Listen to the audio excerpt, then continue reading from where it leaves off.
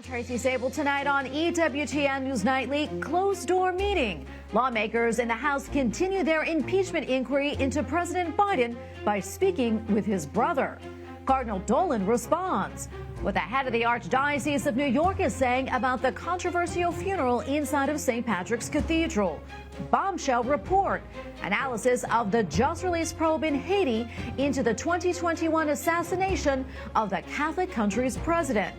And the shirt off his back. A beautiful moment between a heartbroken family and a member of the Kansas City Chiefs.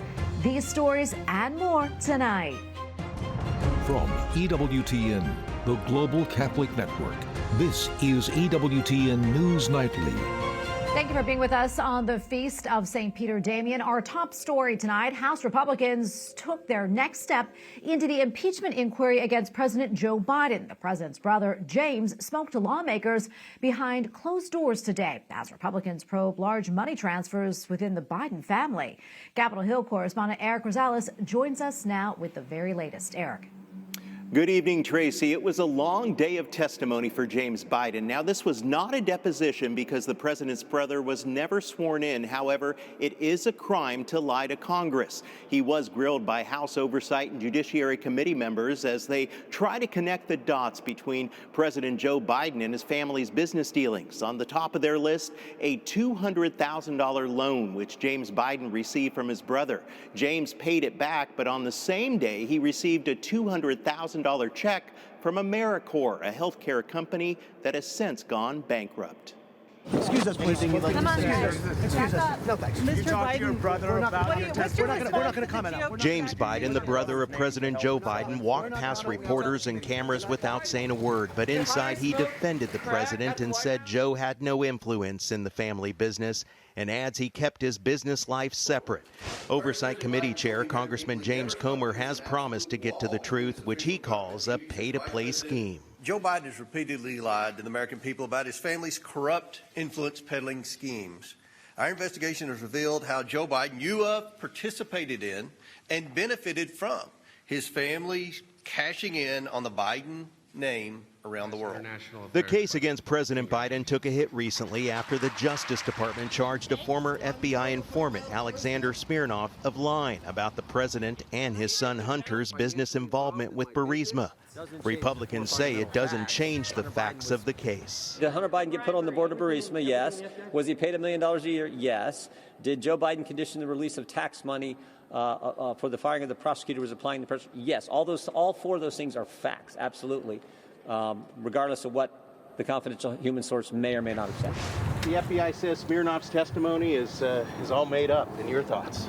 Yeah, I was hopeful that Chairman Comer would be announcing today the end of the whole impeachment investigation. It's been a wild goose chase built on conspiracy theory and lies from the beginning, and now we know that Russian intelligence operatives were behind creating the propaganda and disinformation at the very foundation of this investigation. I asked Congressman Biggs about it. We don't know it's false or made up. There's been an indictment. You can indict a cheese sandwich. This is the same FBI that denied that document even existed. But what evidence do you have of a bribery scheme now? We got lots of evidence. If you didn't hear him there, he said that we have lots of evidence. James Biden is not the only family member planning to testify. The president's son, Hunter, is scheduled to appear for a similar closed-door deposition next Wednesday.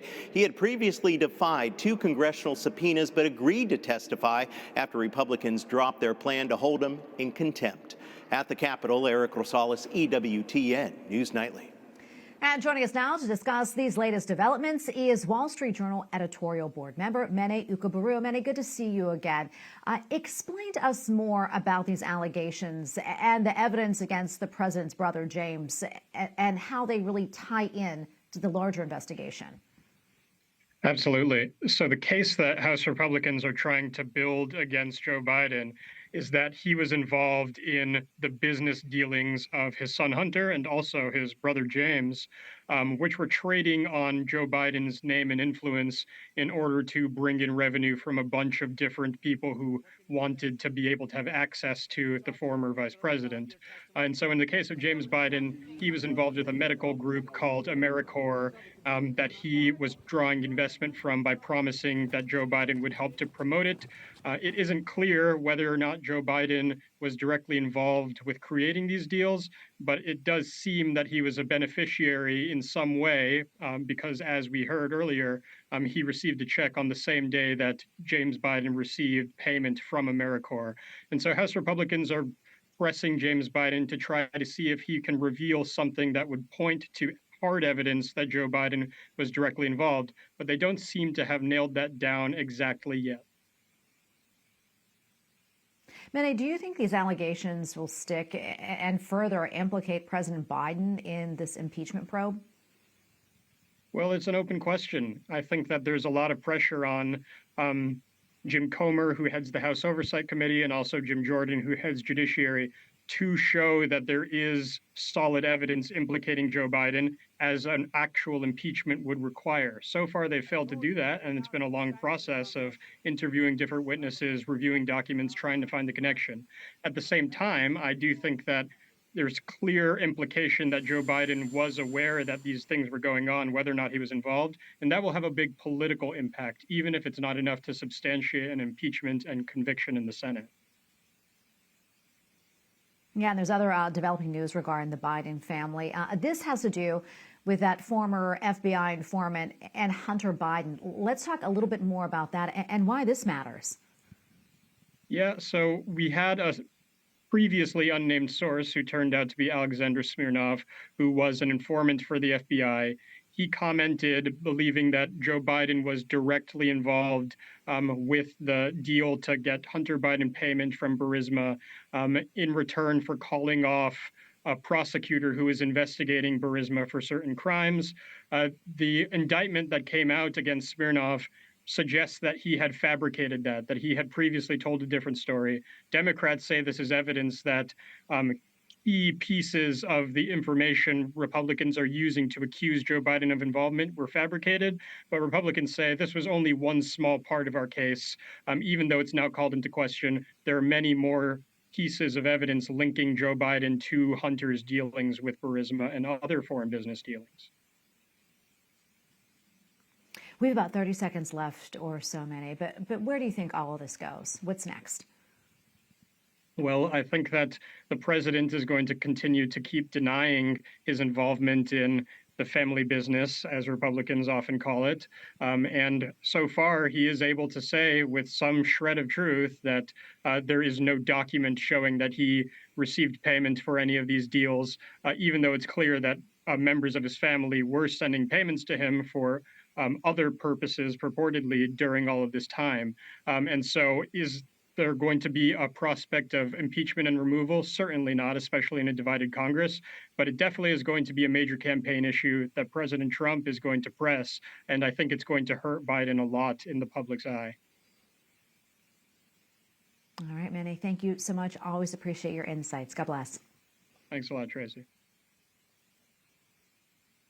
President Joe Biden says the U.S. is a nation that can be relied on, that stands up to Vladimir Putin. He released a 2-minute video in which he rips into the Russian president for the ongoing war in Ukraine and the sudden death of a fierce critic of Putin, with the Kremlin denying any involvement in the death of Alexei Navalny. White House correspondent Owen Jensen reports. Owen? Tracy, as President Joe Biden continues his 3-day visit to California, the war in Ukraine nearing the 2-year mark. February 24th, 2022 is when Russia invaded. And in the video, President Biden unleashing on Vladimir Putin. The war in Ukraine. Tens of thousands dead, millions fleeing their homes, no apparent end in sight. And in this new video, President Joe Biden blasting Vladimir Putin. We stand strong with our allies. We have to remember who we are. We're the United States of America. We keep our commitments. We never walk away from our friends. And we sure as hell don't bow down to Vladimir Putin. And on the death of Russian opposition leader Alexei Navalny. After Putin's most fierce opposition leader, Alexei Navalny, died in a Russian prison last week, the former president, Trump, and other Republicans refused to hold Putin accountable for his death.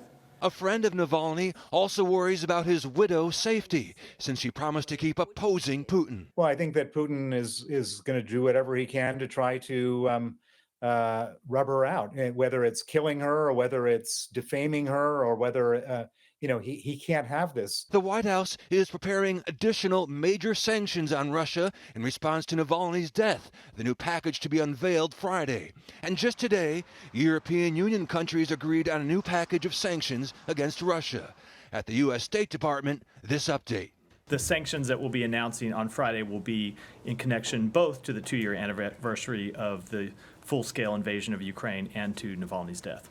And President Biden demanding more be done. We have to stand up to Putin and pass the national bipartisan bill, the national security bill, supporting Ukraine as they defend themselves against Putin's vicious onslaught. And late this afternoon, President Biden addressed another issue, the cost of college. He announced $1.2 billion in student debt cancellation, impacting over 150,000 borrowers. Folks, I'm happy to have been able to forgive these loans because when we realize and relieve Americans of their student debt, they're free to chase their dreams. Now, you may recall the U.S. Supreme Court struck down President Biden's earlier plan for widespread loan forgiveness, opponents saying it's not fair to others who did pay. But this measure has not been blocked. And for now, President Biden returns to the campaign trail in California, where he's trying to raise more cash for his campaign for this November. At the White House, Owen Jensen, EWTN News Nightly. Well, as Israel's war with Hamas rages on, the nation is also conducting strikes on the militant group Hezbollah. The Israeli Defense Forces released this video claiming to show airstrikes on a Hezbollah military compound in southern Lebanon. Meanwhile, Israel remains determined to push ahead into Rafah as part of its attempt to eradicate Hamas and free remaining hostages. At least 67 Palestinians were killed in overnight strikes across Gaza. We have a lot more still to come here on EWTN News Nightly, including speaking out. Cardinal Timothy Dolan makes his first public comments following a controversial service at St. Patrick's Cathedral, and analysis of the investigation into the 2021 assassination of the president of Haiti.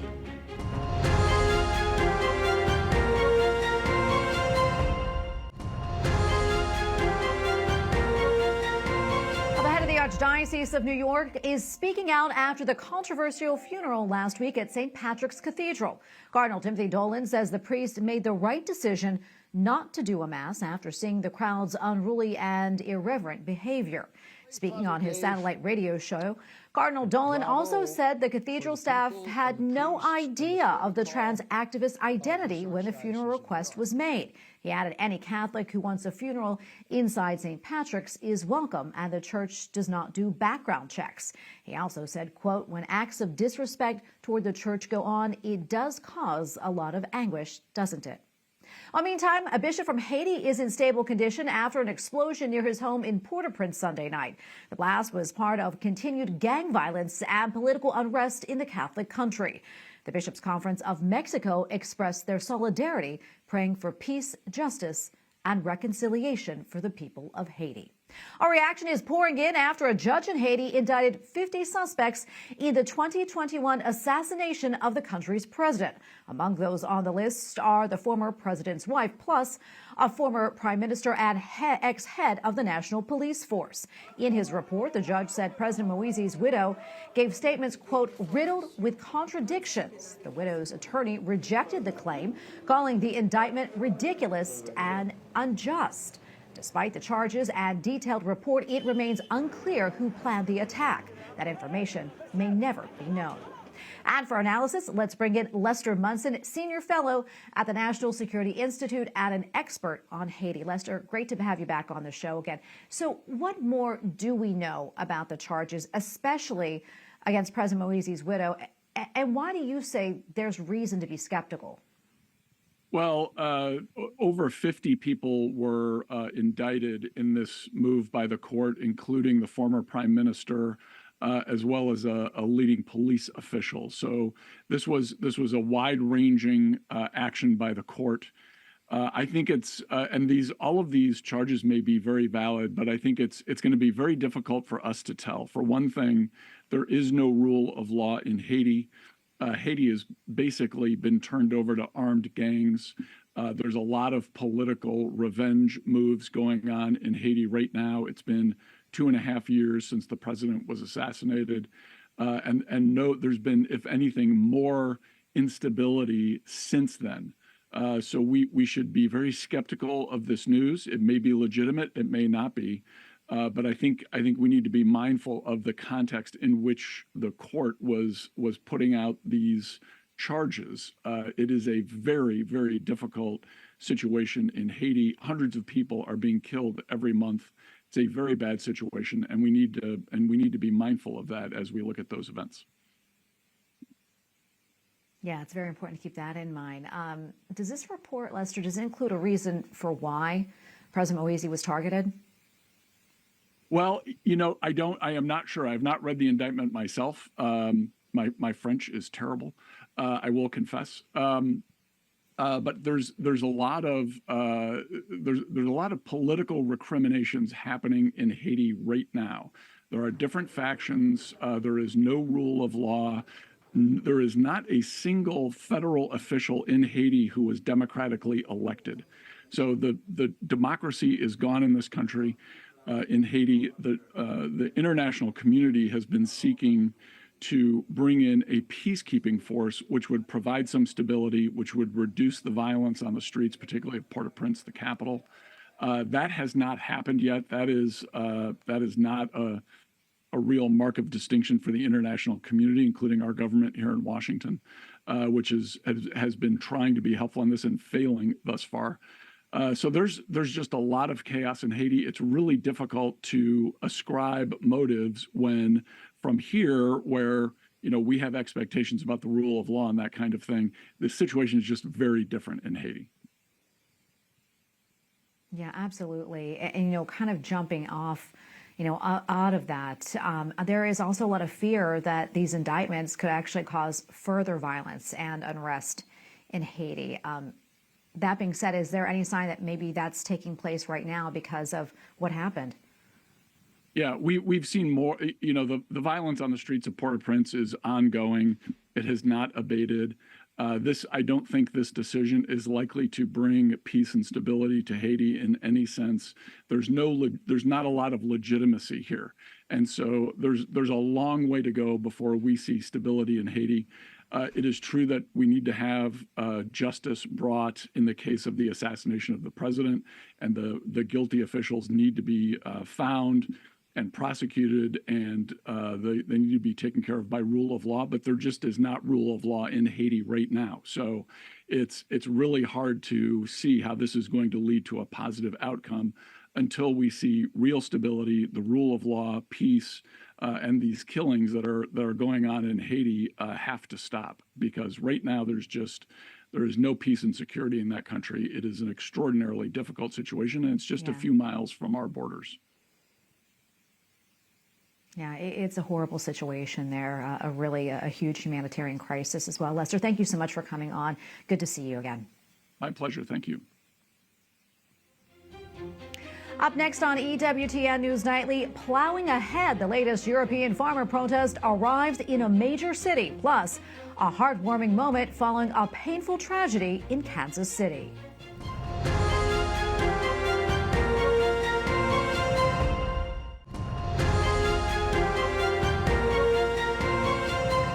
Welcome back. Farmer protests have now spread into Madrid, Spain, as more and more are voicing opposition to the European Union.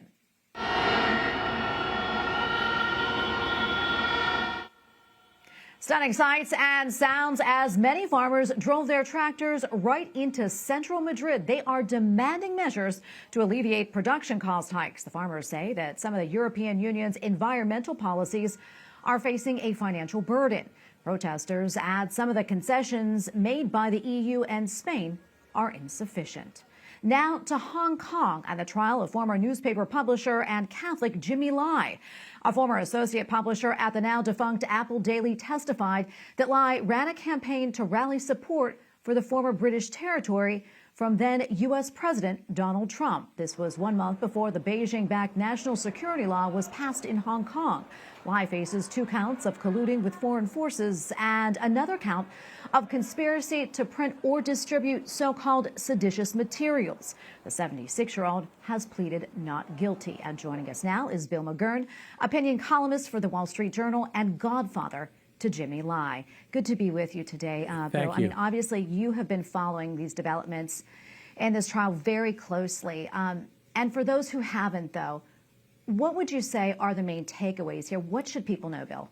Well, the main takeaway is that the government in Hong Kong, which had protests a couple years ago because it was trying to pass this extradition law, they blamed Jimmy Lai for being the mastermind of the protests. It's silly. He ran a paper, he supported freedom and so forth, but the idea that he masterminded anything is ridiculous. Second, very few people doubt the outcome. Even the security minister in Hong Kong bragged about how they had a 100% conviction rate for the National Security Act thing.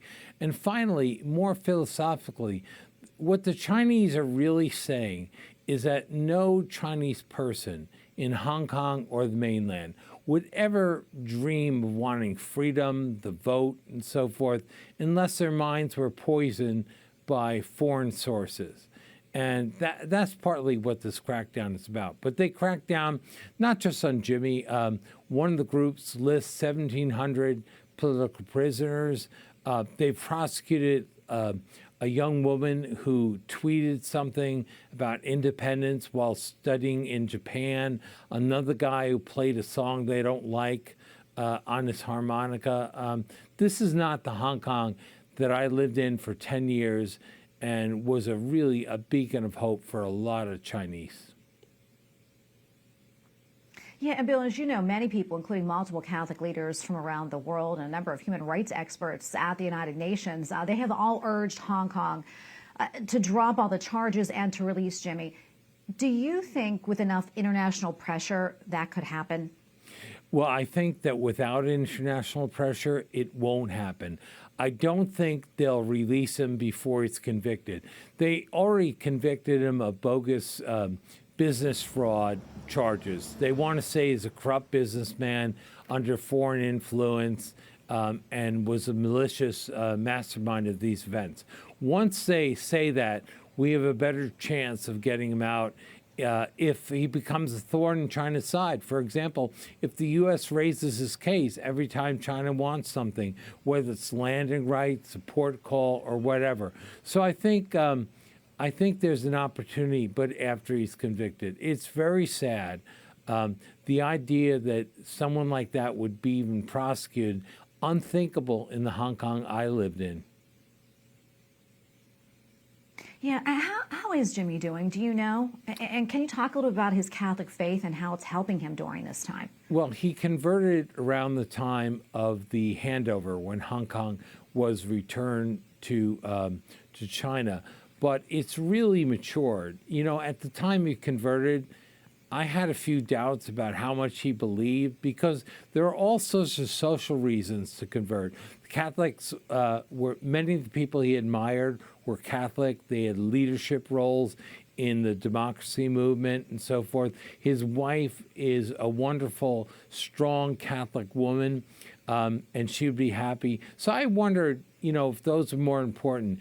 I'm now ashamed to admit that. I was totally wrong.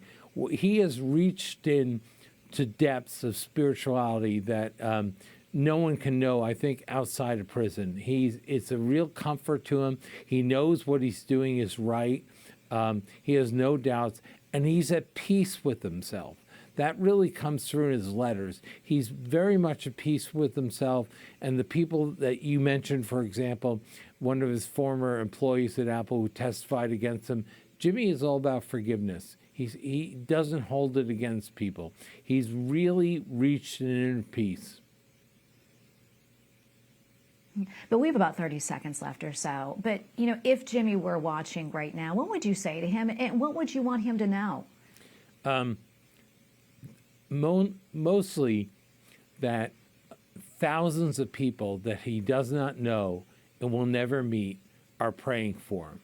A lot of people come up to me and say, hey, you know, my husband and I are praying for Jimmy Lai every day. His family is very humbled by that.